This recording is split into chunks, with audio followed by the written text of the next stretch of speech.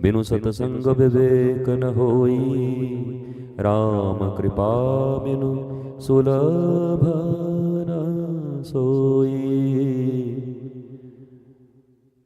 सुलभ न सोई, सुलभ न सोई।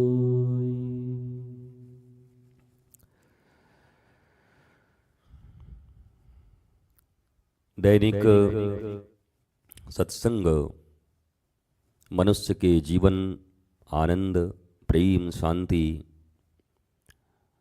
इत्यादि के लिए प्राण स्वरूप है। जिसके जीवन में प्रेम, आनंद और शांति की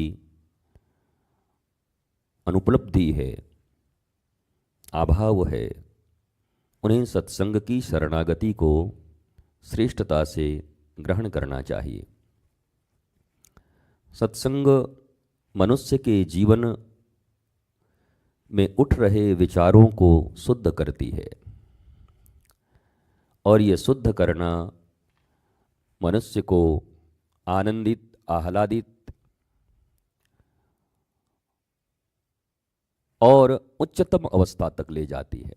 20-20 इसलिए सत्संग को जीवन का आधार, सत्संग को जीवन का आधार मनुष्य को बनाना चाहिए। हम नित्य निरंतर सत्संग इसीलिए करते हैं कि दैनंदिन व्यवहारिक जीवन में जो हमारे विचारों में अशुद्धियां आ जाती हैं, और विचारों की अशुद्धियां कर्म की अशुद्धि बनती है, और कर्म अशुद्ध होने पर मनुष्य उस कर्म के फल का भागीदार बनता ही है। शुभ हो तब भी और अशुभ हो तब भी उससे वंचित नहीं हुआ जा सकता। इसलिए अगर जीवन में मनुष्य को कहीं पे केयरफुल रहने की जरूरत है तो वो विचार उत्पत्ति के समय, विचार उत्पन्न हो गए तो कर्म भी होगा। तो विचार कैसे श्रेष्ठ हों, कैसे हमारे भीतर से अनंत विचारधाराएं जो समुद्र की लहरों की तरह उठती रहती हैं वो कैसे शुद्ध हों, कैसे आनंद प्रदान करने वाली हों, कैसे शुभत्व को उपलब्ध कराने वाली हों, तो उसका उत्तर एक ही है, निरंतर सत्संग, स्वाध्याय और संतों की शरणागति, श्रेष्ठ विचारों के बीच, श्रेष्ठ लोगों के बीच रहना, उठना, बैठना, आहार विहार, ये सब के सब श्रेष्ठ और उन्नत लोगों के साथ हो। हमारी संगति जैसे ही निम्न लोगों के साथ होती है, हमारे यहाँ दो ही वर्ग हैं, उच्च और निम्न। उच्च किसे कहते हैं? जो प्रेम, शांति और आनंद का जीवन जी रहा है, संतोष जिसके जीवन का परम धन है, और नॉलेज अर्थात ज्ञान, उसमें भी आत्मज्ञान, सेल्फ रियलाइजेशन, यह जिनके पास है, या इसके लिए जो लोग प्रयत्नशील हैं, ऐसे लोगों की संगति। कई बार ऐसा होगा कि आप कह सकते हैं आत्मज्ञानी कहाँ मिलेंगे मुझे, इतने आत्मज्ञानी कहाँ पैदा होते हैं। आपका कहना भी सही है, परंतु जिसका लक्ष्य कम से कम आत्मज्ञान हो, जिसका लक्ष्य नॉलेज हो, जिसका लक्ष्य उच्च हो।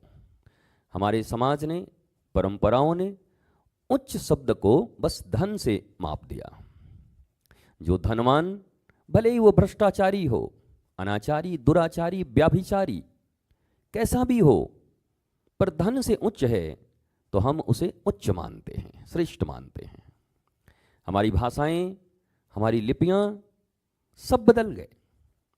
मैंने कई बार आपसे कहा कि श्रेष्ठ शब्द ही अपभ्रंशित होकर सेठ बन गया। श्रेष्ठ से सेठ बन गया, सेठ। और सेठ का अर्थ क्या है? बोला सेठ जी हैं। सेठ जी का मतलब क्या है? माल पानी है, पैसे हैं, धन है, दौलत है, उसको सेठ कहते हैं। भाषा बनाने वालों ने कभी भाषा का ऐसा अतिक्रमण होगा या इतना व्याभिचारित भाषा बन जाएगी, कभी सोचा नहीं होगा। जिस श्रेष्ठता का मानक आत्मज्ञान होना था, जिस श्रेष्ठता का मानक आध्यात्म होना था, उस श्रेष्ठ को सेठ बनाकर भ्रष्टाचार, अनाचार, व्याभिचार कैसे भी करके धन जो कमा कर बैठा है उसे ही हम श्रेष्ठ और सेठ मानने को तैयार हैं। याद रखो, ऐसे किसी भी सोसाइटी में, ऐसे किसी भी समाज में जहां मूल्यों का ह्रास हो रहा हो, आध्यात्मिक मूल्यों का ह्रास हो रहा हो और केवल धन ही मूल्यवान समझा जा रहा हो, वहां पर मानवता, वहां पर प्रेम, आनंद, समन्वय, समता, आह्लाद, संतोष, ये शब्द सब केवल शब्द मात्र हैं, उपलब्ध नहीं होते हैं, बेमानी हो जाते हैं। इसलिए आध्यात्म की यात्रा प्रत्येक मनुष्य के लिए आवश्यक है। आवश्यक क्यों है? आनंदित होना चाहते हो तो करना पड़ेगा, दुखी रहना चाहते हो तो नहीं करना पड़ेगा, हाय हाय करना चाहते हो नहीं करना पड़ेगा, रोना चाहते हो नहीं करना पड़ेगा, अभाव में पड़े पड़े शिकायतें करते रहना चाहते हो नहीं करना पड़ेगा। पर वास्तव में जीवन आनंदित हो, आह्लादित हो और संतोष से भरा हो, अगर ऐसे जीवन की परिकल्पना भी है तो तुम्हें आध्यात्मिक यात्राएं करनी पड़ेंगी। ये एक नेसेसरी, कंपलसरी सब्जेक्ट है, ऑप्शनल नहीं है, ऐच्छिक नहीं है। मौसी से मिलना ऐच्छिक हो सकता है कि मौसी के घर जाएं कि नहीं जाएं, नहीं भी जाएंगे तो मर नहीं जाएंगे। बुआ से मिलना, किसी मित्र से मिलना, किसी के विवाह में जाना, कभी पिक्चर देखने जाना, मर नहीं जाएंगे और न हमारे जीवन का पतन होगा इससे। ये ऐच्छिक विषय है, चाहो तो कर भी सकते हो, न चाहो तो नहीं भी कर सकते हो। परंतु कोई कहे मुझे धर्म करना है कि नहीं, कोई कहे मुझे मर्यादित जीवन जीना है कि नहीं, कोई कहे मुझे ज्ञान की जरूरत है कि नहीं, कोई कहे मुझे आध्यात्मिक होना है कि नहीं, कोई कहे मुझे आत्मज्ञानी होना है कि नहीं, तो उसका उत्तर होगा यस, 100% होना ही पड़ेगा। अगर तुम सुखी, आनंदित, स्वस्थ और श्रेष्ठ जीवन चाहते हो तो तुम्हें श्रेष्ठ पथ का भी अनुसरण करना होगा, तुम्हें श्रेष्ठ मार्ग पर चलना होगा, तुम्हें श्रेष्ठ लोगों की संगति करनी होगी, तुम्हें श्रेष्ठ पुस्तकों का, ग्रंथों का अध्ययन करना होगा, तुम्हें श्रेष्ठ लोगों की वाणियों का श्रवण करना होगा और उन वाणियों के श्रवण के पश्चात चिंतन, मनन और आचरण में लाकर अपने जीवन को श्रेष्ठ और आनंदित बना सकते हो। इसके सिवा और कोई उपाय नहीं है। पर हम बाकी चीजों को तो नेसेसरी मान लेते हैं, कंपलसरी मान लेते हैं। अजी विवाह में नहीं जाएंगे, मौसी क्या सोचेगी, अरे रिश्ता टूट जाएगा, हे भगवान फिर कैसे, अरे रिश्ता तो ऐसे भी टूट जाएगा, मर आ जाओगे कुछ दिन के बाद, किसी दिन मर जाओगे, रिश्ते ऐसे भी टूटने वाले हैं, समाप्त हो जाएंगे।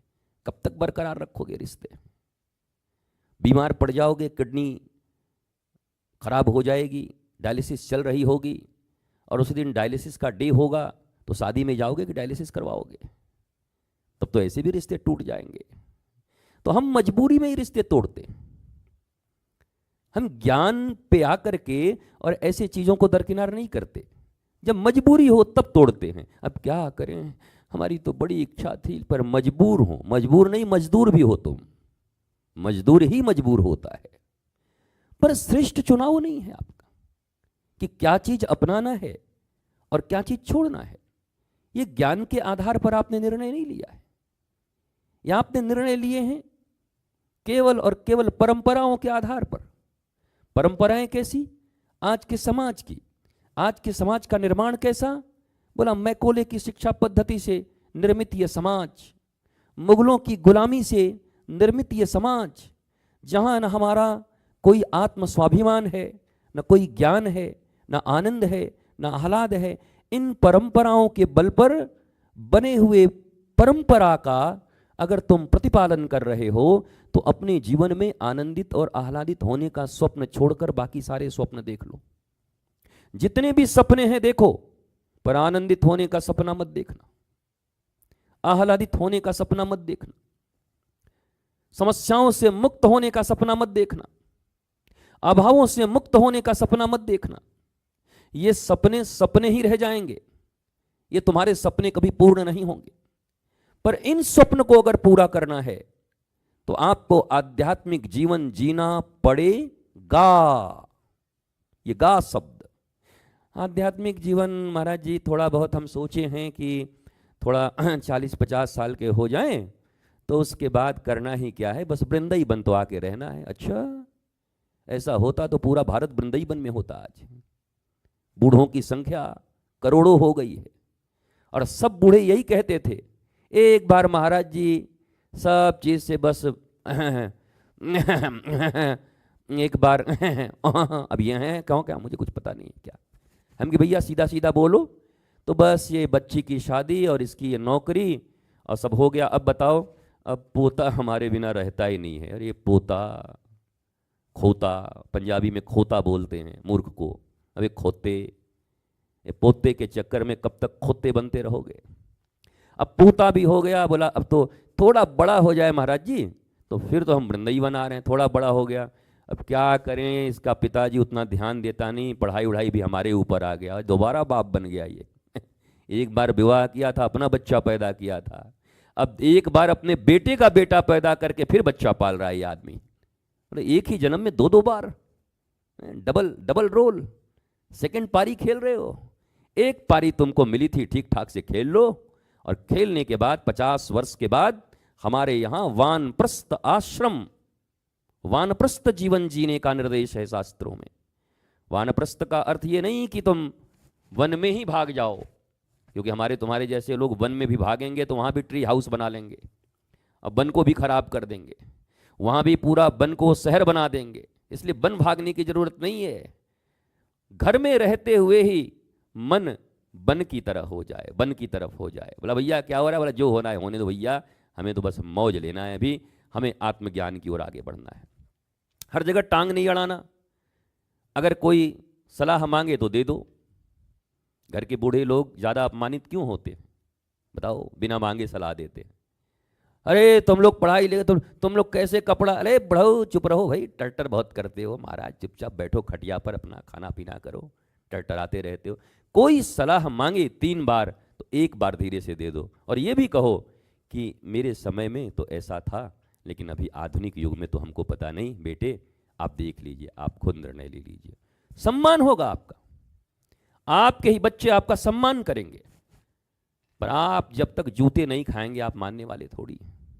अपने ही घर में, जिस घर को आपने बनाया, जिस घर को आपने सजाया संवारा, उसी घर में जब तक कुटाई आपकी ना हो जाए तब तक आप मानने वाले नहीं हैं। आप भी बड़े जिद्दी हैं, आप भी कहते हैं कि नहीं नंगई पे उतर जाओ और हमको सारी नंगई दिखा दो बुढ़ापा में, तब हम यहां से प्रस्थान होंगे।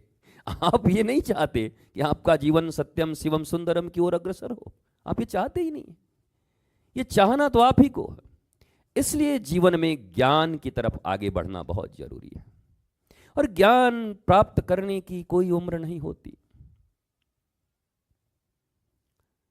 वो तो बस प्रेम के लिए ही शायद वो गाना हमने सुना है, तो देखे केवल मन मेरे प्रीत अमर कर दो। कैसे कोई है, ना उम्र की सीमा हो ना हो जन्म का बंधन। वाह बेटा, बस ये प्रेम में तो ना उम्र की सीमा हो ना जन्म का हो बंधन। ज्ञान प्राप्त करने में अभी महाराज जी अभी तो खेलने खाने का उम्र है, खेलने खाने का उम्र है। 5 साल में ध्रुव ज्ञान प्राप्त कर गया, 5 साल में प्रहलाद ज्ञान प्राप्त कर गया, 3 वर्ष में मीरा कहाँ पहुंच गई, 2.5 साल की जना कहाँ पहुंच गई, और तुम खेलने और खाने में। और खेलना खाना तो बड़ी अच्छी बात है, अगर आनंदित हो खेलने खाने में तो वही ज्ञान है, वही जीवन है। कहो कि मैं खेलने और खाने में आनंदित हूं, तो क्या कहते हैं, खेलने खाने का उम्र है, बाद में फिर आध्यात्मिक ज्ञान लेंगे। आध्यात्मिक ज्ञान इनके जैसे कटोरा में रखा है, नारियल का पानी है कि पी लेंगे 55 साल की उम्र में ये। अरे बचपन से ही अभ्यास चाहिए, प्रारंभ से जीवन भर गालियां दिए हो। आदमी एक दिन में साइको बनता है क्या? साइको पेशेंट एक दिन में बनता है? अभ्यास से बनता है। साइको पेशेंट भी अभ्यास से बनता है। हाथ धोने की आदत लग गई तो 5 बार धोएगा, 1 बार 2 बार। अरे भाई मत कर। अरे कोई आदत थोड़ी है। हर सिगरेट पीने वाला क्या बोलता है? सिगरेट हमारी आदत थोड़ी है, सिगरेट को हम पीते हैं। बाद में पता चला सिगरेट उसको पी गया। अब कहते हैं अब छोड़ दे, बोला अब तो हमको ही पी रहा है भैया, हम कैसे छोड़े, पी गया हमको। हर शराब पीने वाला यही कहता है। कभी कभार पार्टी में अब क्या है कि जवानी है तो, और फिर उसके बाद क्या हुआ, बोला छोड़ दो महाराज जी, 6 बजे शाम से माथा घूमने लगता है, अगर 2 पैग न जाए तो लगता है प्राण चला जाएगा। न खाना का भूख लगता है, न भोजन पचता है, चारों तरफ बर्बाद हो गए। अच्छा तो अभ्यास बनाया आपने? हाँ धीरे धीरे बनाया। और अब बोला उसके गुलाम हो गए, अब उसके अधीन हो गए। गुटखा वालों को देखो, हमारे यहाँ हमारे एक महाराज जी भोजन बनाते हैं प्रसाद हमारे लिए, 24 घंटा गुटखा उनके मुंह में रहता है, 24 घंटा। हम बोलते हैं भैया कुछ दिन के बाद मुंह नहीं खुलेगा तुम्हारा। गुटखा का सबसे खतरनाक जो रिएक्शन है वो शरद पवार जी से जाके पूछो। शरद पवार जी महाराष्ट्र में है, देख लो। इतने अरबपति आदमी, भारत के सर्वश्रेष्ठ आदमी, न पैसों की कमी, पर देखो ठीक से बोल नहीं पाते हैं। तो ये गुटके 24 घंटे एक दिन मुंह नहीं खुलने देंगे आपके। कितना भी चाहोगे रसगुल्ला, वो जो छोटी छोटी रसगुल्लियाँ नहीं होती, रसगुल्ली देखा है? रसगुल्ली, अरे गोली छोटी छोटी रसगुल्ली आती है। रसगुल्ला का साइज तो ये होता है, रसगुल्ली इतनी बड़ी बड़ी होती है। वो रसगुल्ली भी ठीक से नहीं जाएगा, मुंह ऐसे पूछ पूछ करके घुसाना पड़ेगा। हम तो महाराज राजभोग खा जाएं एक बार में, ऐसे करके हमारे पास ले आओ राजभोग, हम पूरा ही राजभोग एक बार में खा जाएं। वो मुंह नहीं खुलेगा तुम्हारा एक दिन आने पर वो अभ्यास धीरे धीरे तुम उसके गुलाम बन गए। वो गुलाम तुम्हारे शरीर को बर्बाद कर रहा, मन को बर्बाद कर रहा। तुम्हारी इच्छा शक्ति, दृढ़ इच्छा शक्ति, विल पावर। वो आदमी कहता है मेरा इच्छा शक्ति बड़ा मजबूत है, खाक मजबूत है, सिगरेट छूट नहीं रहा है, इच्छा शक्ति मजबूत है। गुटखा छोड़ नहीं पा रहे हो, इच्छा शक्ति मजबूत है। कोई भी चीज जो तुम्हें गुलाम बना के रखी है, तुम कैसे कह सकते हो कि तुम्हारी इच्छा शक्ति मजबूत है? तुम कैसे कह सकते हो कि तुम दृढ़ इच्छा संपन्न व्यक्तित्व के मालिक हो? और याद रखो, आध्यात्मिक ज्ञान दृढ़ इच्छा शक्ति का जो मालिक हो उसी को ही प्राप्त हो सकता है। ये दुनिया की सर्वश्रेष्ठ विधा है। इस दुनिया में इससे हायर, इससे उच्च कोई चीज नहीं है। जो व्यक्ति संसार के किसी भी गुण या दुर्गुण में आबद्ध है और वो आध्यात्मिकता को खेल की तरह लेता है, अब उसके लिए क्या कह सकते हैं? ऐसे लोगों के लिए जो सर्वश्रेष्ठ चीज है वो जीवन के इस दौर में अगर दृढ़ता पूर्वक तुम पालन कर रहे हो, तभी इस उच्च आदर्श को, उच्च जीवन को प्राप्त कर सकते हो। हाई स्कूल पास किया नहीं और क्या कहते हैं, हम तो जा रहे हैं अब मेडिकल का एग्जाम देने। मतलब मेडिकल का एग्जाम, मतलब 12वीं तो पहले पास कर ले भाई। बोला नहीं हम 9वीं क्लास फेल हैं 3 बार, फिर भी हम डॉक्टर बन जाएंगे। कैसे बन जाएगा?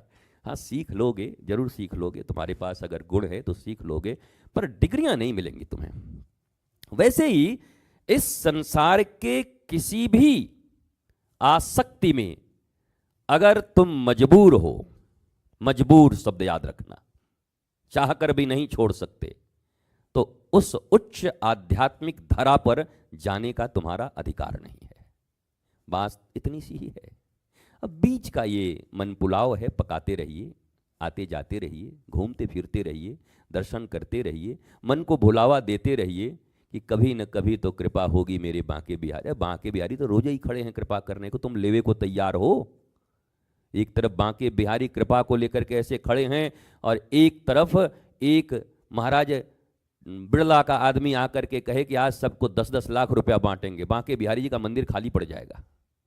सब कहेंगे महाराज वहाँ तो बाद में भी चले जाएंगे, कौन सी बड़ी बात है, बांके बिहारी कौन भागे जा रहे हैं। पर ये टाटा वाला आदमी भाग गया तो कल मौका फिर नहीं मिलेगा।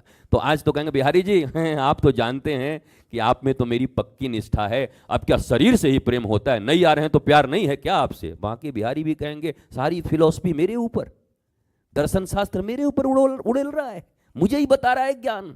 वो मंदिर छोड़ के भाग जाएगा वो। लेकिन आप तय करते हो आपकी प्रायोरिटी क्या है, और प्रायोरिटी जब तक तय नहीं कर लेते हो, प्राथमिकता जब तक तय नहीं कर लेते हो, तब तक ये खेल चलता रहेगा। सुनने सुनाने का, जागरण का, नाचने का, गाने का, उत्सवों का, ये खेल चलते रहेंगे। और ये बेकार है ऐसा नहीं कहता, हाँ कुछ समय के लिए तुम्हारा मनोरंजन अवश्य कर सकते हैं।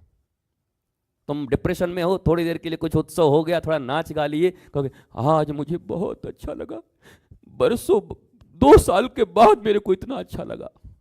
फिर कल तेरा क्या होगा कालिया, कल फिर वही छत गिनेंगे, दीवार देखेंगे, दरवाजा देखेंगे, क्योंकि डिप्रेशन फिर आने वाला है।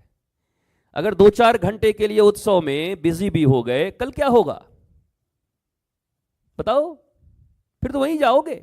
लौट के बुद्धू घर को आए, लौट के बुद्ध भी घर को आते हैं और लौट के बुद्धू भी घर को आता है। जब लौट के बुद्धू घर में आता है तो जितने घर में बुद्धू थे और बुद्धू गहराई से सब बुद्धू बन जाते हैं, और बुद्ध जब घर लौट के आते हैं तो अपनी पत्नी और पुत्र को भी बुद्ध जैसा बना देते हैं। अंतर यही है दोनों में, लौट के तो दोनों ही आते हैं, बुद्ध भी आ रहे हैं और बुद्धू भी आ रहा है। तुम बुद्धू बनकर लौट रहे हो, कोई कहे लौट के बुद्धू घर को आए, हम तो काट दें उस बात को कि लौट के बुद्ध भी घर को आए। बुद्ध भी आए, वापस आए यशोधरा के पास, पर आए और एक ही बात में दोनों की बात बना दी, राहुल की भी और यशोधरा की भी, दोनों की बात बन गई, दोनों के हाथ में भिक्षा के पात्र पकड़ा दिए। तो बुद्धू भी आएंगे, बुद्ध भी आएंगे। इस बात से तुम नहीं पहचान सकते कि घर आने वाला हर व्यक्ति बुद्धू है कि बुद्ध है। बाह्य क्रियाएं महापुरुषों की और साधारण पुरुषों की एक जैसी ही रहती हैं। वो भी खाएंगे, मक्का का दिन हो और मक्का कहीं मिल रहा हो तो कहेंगे अरे भुट्टा ले आ मेरे लिए भी। कल बताइए बाबा जी हमारा भुट्टा में इनका मन लगा हुआ है, ये भी भुट्टा खा रहे हैं, हम भी भुट्टा खा रहे हैं। भुट्टा तो तुम भी खा रहे हो, भुट्टा वो भी खा रहे हैं, राम जी भी भोग ले रहे हैं।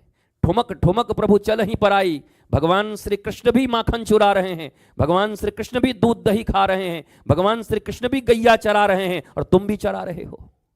अगर गैया चराने से ही कृष्ण हुआ जाए तो सभी गैया चरावें और कृष्ण हो जाएं। माखन चुराने से अगर कृष्ण हुआ जाए तो अभी हम 2 किलो माखन यहां रख देते हैं और 100-100 ग्राम तुम लोग चुरा लो, सब कृष्ण हो जाओगे और यहीं से सिद्धि मिल जाएगी। बा भैया कृष्ण हो गए, क्यों? मतलब माखन चुराया है, जिसने माखन चुराया वही कृष्ण।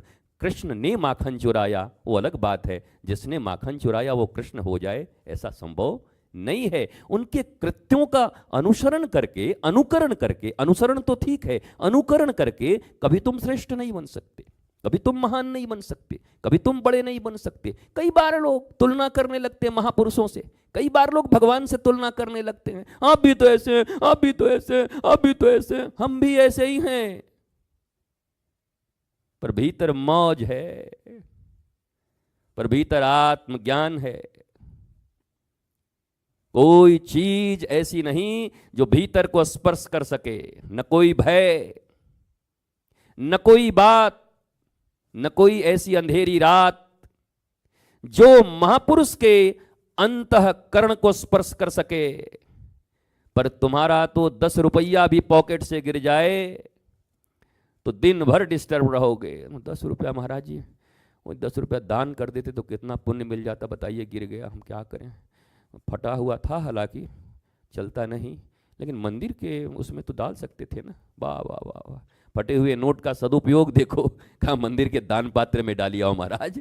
भगवान जो परब्रह्म है, परम ज्ञानी है, उन्हीं को एक साधारण दुकानदार सड़ा हुआ नोट नहीं ले रहा, फटा हुआ, और भगवान के मंदिर में डाले आ रहे हैं, मतलब ले लो महाराज। क्यों? क्योंकि तुम्हारे लिए भगवान मूर्ति ही है, क्योंकि तुम्हारे लिए भगवान वो पत्थरों में ही बैठे, पत्थर बन के बैठे हैं। कभी तुम्हारा तादात्म्य में हुआ नहीं उनके साथ, कभी उनके ज्ञान के साथ कोई तुम्हारा रिश्ता हुआ नहीं। बस हम पूरी जिंदगी बेहोशी में जीते जाते हैं। कई लोगों को हमने देखा है जीवंत गुरु की अवहेलना करके छोटे से लड्डू गोपाल लेके घूमते रहते हैं। मैं सैकड़ों बार इस पर बोल चुका हूं, आज फिर बोलता हूं, कुछ नहीं होगा, कभी कुछ नहीं होगा। गुरु बिन ज्ञान कहां से पाऊं? जन्म देकर तुम्हारे माँ बाप को दूर करके एक पुतला और पुतली बना करके वहां छोड़ दिया जाए तो बच्चे को पाल लेंगे पुतले? अरे उतना ही बड़ा, माँ की उम्र अगर 5 फुट की हो तो 6 फुट का पुतला बना देते, 1 फुट बड़ा ही उससे। अब बाप अगर 5.5 फुट का हो तो 7 फुट का बना देते हैं, वेस्ट इंडीज के प्लेयर की तरह। क्या पाल लेगा? पुतले पाल लेंगे? नहीं, बोलते नहीं, ये साधारण बात है। अरे तुम जिंदा हो, तुम्हारे माँ बाप जिंदा हैं, तुम्हारा घर परिवार जिंदा है, मित्र जिंदा हैं, और गुरु फोटो चाहिए, तस्वीर। तस्वीरों को भी देखा है रंग बदलते हुए, तस्वीर तो नहीं बदलते, तस्वीर बदलते रहते हैं। इसलिए ये बात याद रखिए, इस जीवन में अगर कल्याण की अभिप्सा है, आकांक्षा है, मैं फटे हुए स्पीकर में इतना बोल रहा हूं, ये मामूली बात नहीं है। स्पीकर फटा हुआ अंदर में महाराज, और बहुत ही बुरी आवाज है, फिर भी मैं बोल रहा हूं। क्यों? अंतःकरण को स्पर्श नहीं कर रहा है, पर बाहर को स्पर्श तो जरूर कर रहा है। हमने यहाँ के लोगों को एक जिम्मा दिया था 3 महीने पहले कि फटा हुआ स्पीकर बदल दो, तुम्हें पावर है तो। 3 महीने में एक फटा हुआ स्पीकर नहीं बदल पाए ये लोग महाराज। आध्यात्मिक पुरोधा हैं ये सब, महापुरुष हैं। बड़े बड़े नाम आप सुनेंगे यहाँ आश्रम में, फलाने जी 10 साल से, फलाने जी 8 साल से, फलाने जी एकदम घर द्वार परिवार संसार से विरक्त होकर के अरबपति थे, खरबों गुरुदेव पर खर्च कर चुके हैं। ऐसे ऐसे महापुरुषों का आप नाम सुनोगे, पर 32 रुपए में फटे हुए स्पीकर नहीं बदल पा रहे हैं 4 महीने में। ये आपका समर्पण, आपकी एक्टिविटीज, आपकी महत्ता, आपका इंपॉर्टेंस लाइफ के प्रति, ये इस चीज का निर्धारण करता है। बाहर वालों का मुंह तो मुझे बहुत थोड़ा थोड़ा दिखाई पड़ रहा है, खैर आप लोगों को तो मैं भी थोड़ा थोड़ा दिख रहा हूँ, अच्छी बात है। थोड़ा थोड़ा देखें तो ज़्यादा सुनेंगे, ज़्यादा देख लेंगे तो सुनेंगे कम महाराज। कम दिखाई पड़ेगा तो फिर सुनने में मन लगेगा, और देखने में मन लगेगा तो फिर सुनने में मन नहीं लगेगा। बस एक ही बात आपसे कहना है, आप सब सत्संग को अपने जीवन में सम्मिलित करें। सत्संग निरंतर करिए जहाँ से उपलब्ध हो। अब तो डिजिटल और ये गैजेट्स का ज़माना है, यहाँ से भी ले सकते हैं, पर पागल मत बनना। चैनल बदलते बदलते पागल मत हो जाना। नहीं तो एक कुली पिक्चर देखी थी हमने अमिताभ बच्चन की, उसमें वो रेडियो चल रहा था उस समय, तो वो पहले योगा कर रहा था, पहले अंडा बना रहा था, कुछ आमलेट फामलेट बना रहा होगा, वो करते करते फिर वो किसी ने बदल दिया उसका। उसके बाद कहा बैठ जाओ, बोला बैठ गया, अंडा डाल के उधर, बोला अब अपने टांग को उठाओ गर्दन पे डालो, और टांग गर्दन पे डाल के फंस गया, उधर अंडा भी जल गया और ये भी फंस गया महाराज। चैनल बदल गए तो इसकी ज़िंदगी भी बदल गई। तो ये चैनल बदल सत्संग से कुछ नहीं होगा, ये भी जान लो। ये जरूर तुम्हारे जीवन में व्यतिक्रम और डाल सकते हैं। मतिभ्रम मनुष्य को हो जाता है। तुम्हारा एक मार्ग होना चाहिए। हमारे प्राचीन ऋषियों ने एक मार्ग दिया, एक संत, एक पंथ, एक ग्रंथ। तुम अगर कॉलेज में भेज दिया जाए और कहा जाए क्या पढ़ोगे, बोला हम सब क्लास करेंगे बाबूजी, आर्ट्स में भी बैठेंगे, साइंस में भी बैठेंगे, कॉमर्स में भी बैठेंगे, थोड़ा उधर कंप्यूटर में भी चले जाएंगे, और नंबर जब आया तो सब में 3 3 3, महाफेल। सब क्लास करेगा ये। चुनाव करने पड़ते हैं, मुझे आर्ट्स पढ़ना है, मुझे साइंस पढ़ने हैं, मुझे कॉमर्स पढ़ना है, मुझे तकनीक की तरफ जाना है, कि मुझे प्लेयर बनना है। चुनाव करने पड़ते हैं, और फिर डेडिकेशन के साथ, बड़ी एकाग्रता के साथ। एकाग्रता का अर्थ होता है एक को अग्र करना। एकाग्रता का अर्थ मोमबत्ती पर ध्यान लगाना नहीं होता है, पागल हो जाओगे कुछ दिन के बाद, मोमबत्ती बुझ जाएगी, तुम्हारा फ्यूज भी बुझ जाएगा, बुद्धि का, दोनों। एक आग्र नाम है, एकाग्र, एक को अग्र कर दिया। अब वो एक कौन है, ये बहुत महत्वपूर्ण है। किसके प्रति एकाग्र हो? किसी ने नर को किया, किसी ने नारी को, किसी ने धन को किया, किसी ने मकान को किया, किसी ने दुकान को किया, किसी ने कुछ किया, किसी ने पद को किया, किसी ने प्रतिष्ठा को किया। तुमने किसको एकाग्र किया है? किस एक को अग्र में डाला है? तुम्हारे मन, मस्तिष्क, बुद्धि, कर्म में अग्र कौन है? कौन है जो प्रोमिनेंट है? कौन है जो इंपॉर्टेंट है? कौन है जो कंपलसरी है? बोलो। बोला बदलते रहता है महाराज जी, सुबह आप रहते हैं, दोपहर में कोई और हो जाता है, शाम को फिर कुछ और आपसे बात अगर बिगड़ गई तो फिर कुछ और। हमारे मन के लायक चलो तो महाराज जी आप ही एकाग्र हो गुरु जी। अब मन के अगर विपरीत चल गए तो महाराज आपको तो हम ऐसा पटकान देंगे कि फिर आप समझेंगे नहीं, नजर भी आप नहीं आएंगे। आज जय जय कर रहे हैं तो कल हाय हाय करते हुए सड़कों पर नजर आएंगे आपके। क्यों? क्योंकि आप मेरे मन के अनुसार नहीं चल रहे, ये मन को एकाग्र करके चल रहे हैं। और ये मनमुखी लोगों के लिए कहा गया है, ये जीवन में कभी भी आनंद, आह्लाद, प्रेम, शांति प्राप्त नहीं कर सकते जो मनमुखी हो गए। मनमुखी नहीं, हमारे आध्यात्मिक शास्त्रों में गुरुमुखी होने के लिए लिखा गया। मतलब गुरुमुख हो गए आप, मतलब गुरुमुख हो गए भैया आप, भैया आप गुरुमुख हो गए, भैया आप गुरुमुख हो गए। एक ने कहा मारो मेरा गुरुमुख, गुरुमुख, हमने अपना नाम ही गुरमुख सिंह होरा रख लिया है, हम गुरुमुख हैं, नाम ही गुरुमुख रख लो बस, काम बन जाए फिर तुम्हारी। गुरुमुख हो गए, गुरुमुखी हो गए, मनमुखी नहीं। पहले हम मनमुखी थे, मन जो कहता था वो करते थे। अब हमारे गुरु अर्थात जो अंधकार से प्रकाश की ओर ले जाते हैं, जो समस्या से समाधान की ओर ले जाते हैं, जो हमें विषाद से प्रसाद की ओर ले जाते हैं, जो हमारे अवसाद को मिटाकर हमें संवाद करना सिखा देते हैं, अब मैं उनको एकाग्रचित्त कर लिया हूं, उनको अपने आगे में रख लिया हूं, उनको मैंने अपना सारथी बना लिया है। अर्जुन की तरह श्री कृष्ण मेरे सारथी हो गए। दिस इज एकाग्रता, नथिंग एल्स। एकाग्रता का अर्थ ही नहीं लोगों को पता। महाराज जी हाँ, हम पढ़ाई में कैसे हमारा मन नहीं लगता, हमको एकाग्र कर दीजिए। एकाग्रता हो जाता तो और क्या चाहिए बेटा? बस महाराज जी खूब धन कमाना चाहते हैं। और क्या चाहिए बेटा? बढ़िया विवाह हो जाए महाराज जी, खूब सुंदर कन्या के साथ। और बेटा इतना नाम हो महाराज जी की दुनिया में। और बेटा चांस मिल जाए तो सांसद वगैरह बन जाए, मंत्री वगैरह महाराज जी। और बेटा एक बार अमेरिका तो चली जाएं, साथ में मंगल और इस सब पर भी चांद पे घूम ही आए महाराज। और बेटा बस एकाग्र कर दीजिए पढ़ाई में। पकड़ते इसको रे, इसको पकड़ो पहले, मैं इसको एकाग्र करूँ अभी। बताओ महाराज, इसने 40 कर रखा अपने मन को, 40 जगहों पर मन को बांट रखा है और कह रहा मुझे एकाग्र कर दो। तुम तो अभी खुद ही डिसाइड नहीं कर पाए हो कि तुम्हें क्या चाहिए। तुम पहले निर्णय लो कि मुझे क्या चाहिए। जब एक संत के पास आते, गुरु के पास आते, जब मंदिर में जाते, गुरुद्वारे में जाते, गुरु के पास पहुंचते, तो ये निर्णय करो कि मुझे क्या चाहिए। जो व्यक्ति निर्णय नहीं कर सकता, जिसके निर्णय बड़े कमजोर हैं, 40 प्रकार के निर्णयों में जो फंसा हुआ है, वो व्यक्ति कभी भी श्रेष्ठ जीवन नहीं जी सकता। काम चलाऊं जीवन तो सभी जी रहे हैं।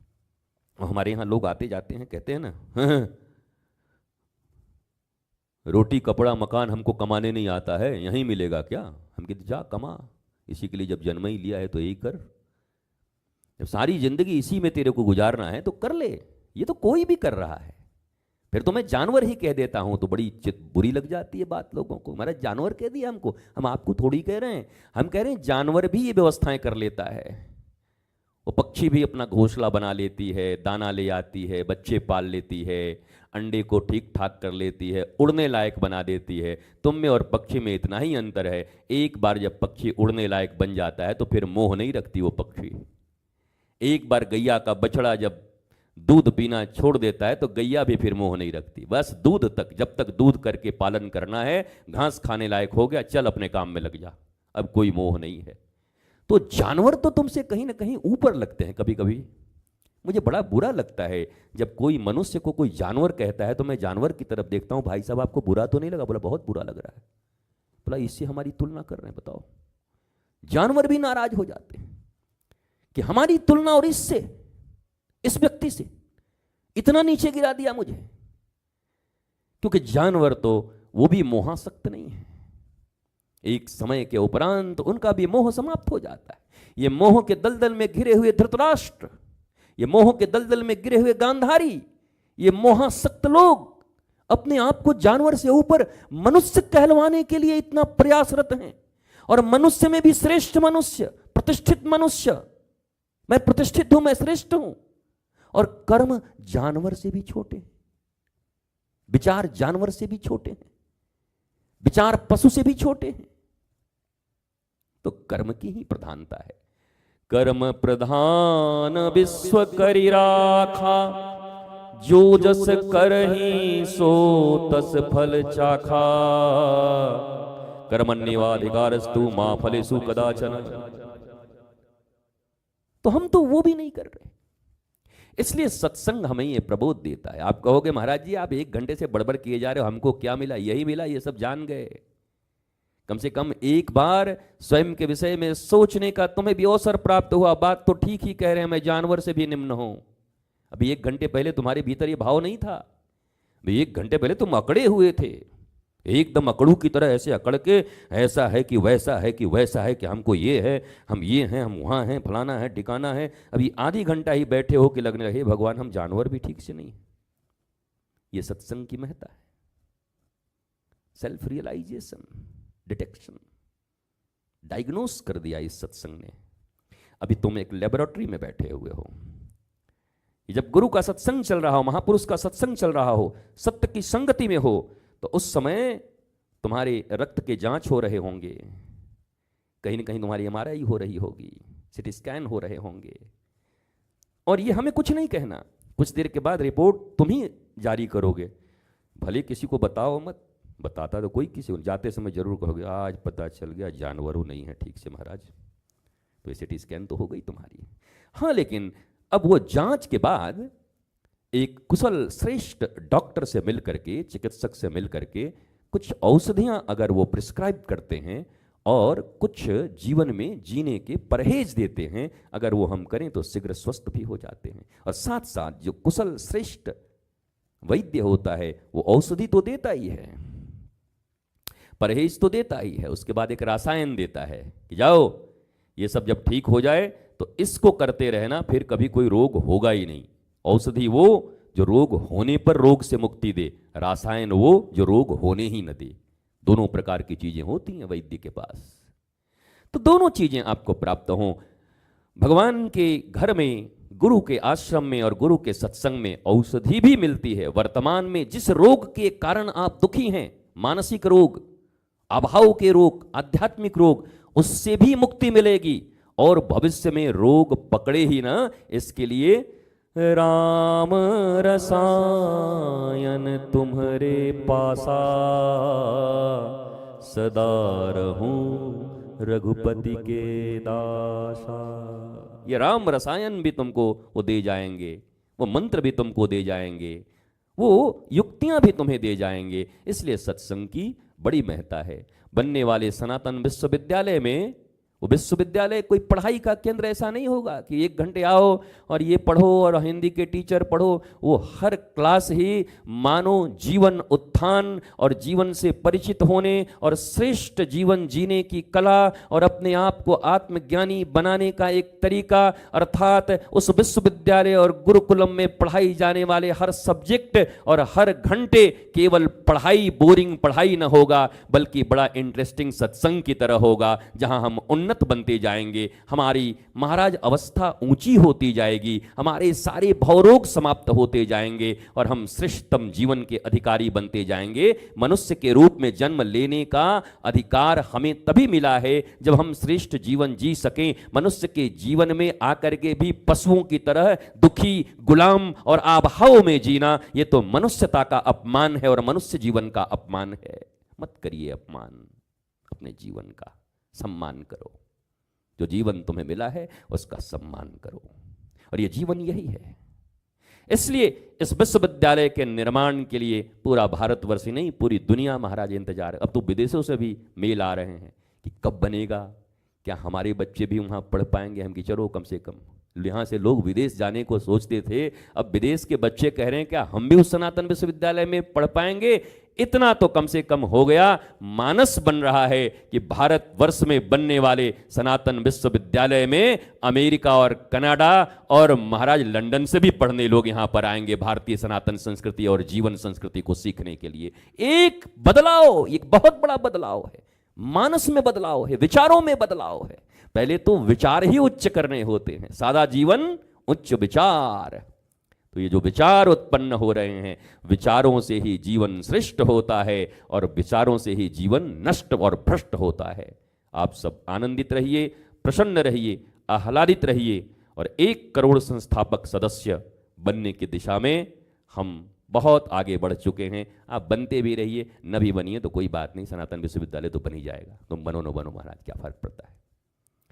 तुम संस्थापक सदस्य नहीं भी बनोगे तब भी विश्वविद्यालय बनेगा। और तुम्हारी आदत ऐसी है कि जब तक लंदन रिटर्न कुछ ना हो तुम मानने को राजी नहीं हो। बड़ा वो दुर्दिन आ रहा है भारत देश का, जब सारे विश्व के लोग आध्यात्मिक विधा सीखने भारत की भूमि पर आया करते थे। कुछ दिनों के बाद ऐसा हो जाएगा, सारे विदेशी लोग यहाँ आध्यात्मिक विद्या सीख करके अपने देश वापस जा रहे हैं।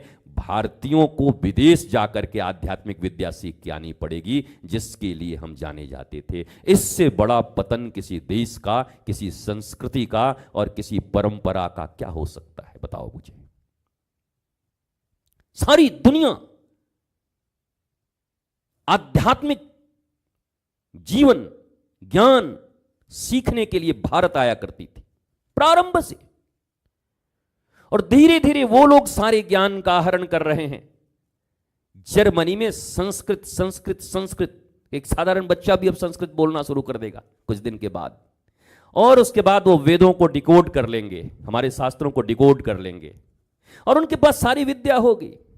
और वो दिन दूर नहीं जब तुम कहोगे कहां, बोले हमारा बेटा जर्मनी गया है संस्कृत पढ़ने। डूब मरो, लज्जा करो। जिस भारत में संस्कृत और संस्कृति पढ़ने लोग आते, वेदों को पढ़ने आते, उस विज्ञान को पढ़ने आते, तुम्हें जर्मनी जाना पड़ेगा, फिर पैसे खर्च करने पड़ेंगे तुम्हें करोड़ों रुपए, तब तुम्हारा बच्चा पढ़ के आएगा। पर आज तुम्हारे ही देश में यह पड़ा है, तुम उसके मूल्य को नहीं समझते। और इस मूल्य को समझ करके अगर कोई संत, कोई महापुरुष, कोई साधारण व्यक्ति भी आगे बढ़ रहा हो, तो हम भारतवासियों का परम कर्तव्य है कि उनके हाथों को मजबूत करें, उनके कदम से कदम मिला करके तन मन का सहयोग देते हुए भारत में संस्कृत, संस्कृति, आत्मबोध और आधुनिक विज्ञान के संगम, समन्वय, फ्यूजन एजुकेशनल सिस्टम के द्वारा बनाई जा रही इस सनातन विश्वविद्यालय और गुरुकुलम के कार्य में कम से कम तन और मन का सहयोग तो रखना बनता ही है जी। कार्ड छापूं क्या? सनातन विश्वविद्यालय के निर्माण में आप जुलूल जुलूल जुलूल आना मोचा जी।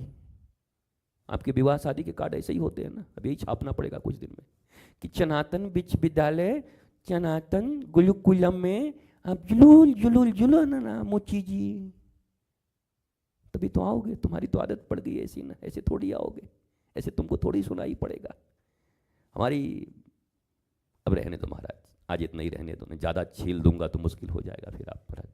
पूरे ही एकदम वो पत्ता गोभी की तरह, पता चला कुछ है ही नहीं तुम्हारे भीतर में, पत्ता पत्ता निकलते निकलते और ये पत्ता पत्ता कलकत्ता, कुछ बचा ही नहीं महाराज, मामला साफ हो जाएगा। तो आज इतना ही। मस्त रहिए, स्वस्थ रहिए, आनंदित रहिए, आह्लादित रहिए, प्रसन्नता से जीवन जीने की कला सनातन संस्कृति, सनातन ज्ञान और सनातन विज्ञान के पास है। तो आप जितना ज्ञानवंत होंगे, जितने गुरु के महापुरुष के संसर्ग में होंगे और एकाग्रता होगी, एक को अग्र कर लेंगे। अभी नींद आवे और ज्ञान लेना हो तो दोनों में क्या करेंगे? महाराज जी सो जाते हैं, ज्ञान आप कहाँ भागे जा रहे हैं, कोनो मर थोड़ी रहे कल ही आप, कल फिर बता देना। अभी उधर महाराज डोसा बन जाए कि गर्मा गर्म डोसा आज प्रसाद में है, मतलब गुरु जी तो रोज बोलते ही रहते हैं डोसा न ठंडा हो जाए महाराज, नहीं तो लेदरा जैसा डोसा हो जाएगा, डोसा खाई आओ फिर पहले जा करके। तो आपका तो एकाग्रता पहले से तय है, सब एकाग्रता तय करके बैठे हो। जहाँ आपके मनमुखी बात होंगे तो आप जिंदाबाद, और मन के विरुद्ध जहाँ बोले गुरु जी मुर्दाबाद।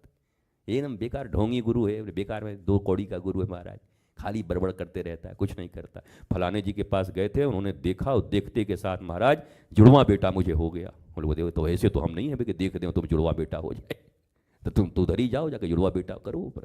हम तो गए और महाराज गुरु जी के घर में ऐसे ऐसे 2 ईंट ऐसे ऐसे बनाए और हमारा 5 घर बाहर बन गया। तो ऐसा बने तो सारी दुनिया यहाँ आके ईंट रख जाए हमारे पास, हम ईंट के नीचे दब जाएंगे फिर तो। फिर ईंट ईंट हमारे पास होगा। इन सब चक्करबाजियों में मत पड़ो। रावण के पास कोई संपत्ति की कमी नहीं थी, स्वर्ण की कमी नहीं थी, पावर की कमी नहीं थी। जितने भी बड़े बड़े लोग उस समय हुआ करते थे, काल, शनि, राहु, केतु, सब आसपास बंधे हुए। ए राहु महाराज, शनि महाराज, सब उनके आगे पीछे थे। धन था, वैभव था, दादागिरी थी, पर ज्ञान नहीं था, अहंकारी आदमी था, इसलिए बर्बाद हो गया। न स्वर्ण बचा, न नाती पोता बचे, न परिवार बचा, न खुद बचा, कुछ नहीं बचा, सब बर्बादी हो गई। इसलिए ज्ञान को प्रमुखता दीजिए।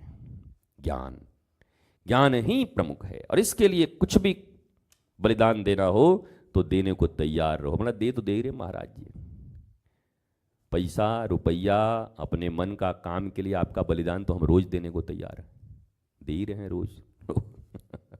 तो आप गुरु का बलिदान दे रहे हो, आप सच्चाई का बलिदान दे रहे हो, सत्य का बलिदान दे रहे हो, पर इन झूठे और दो कौड़ी के चीज़ों का बलिदान आप नहीं दे पा रहे हो। आपकी कथनी और करनी में अंतर है। इसलिए आपके जीवन में भी कुछ भी कर लो, वो दुख सदा व्याप्त रहता है, क्योंकि कथनी करनी में अंतर है। दोनों को एक बना लीजिए। नमः पार्वती पतये हर हर हर महादेव शंभो शंभो शंभो।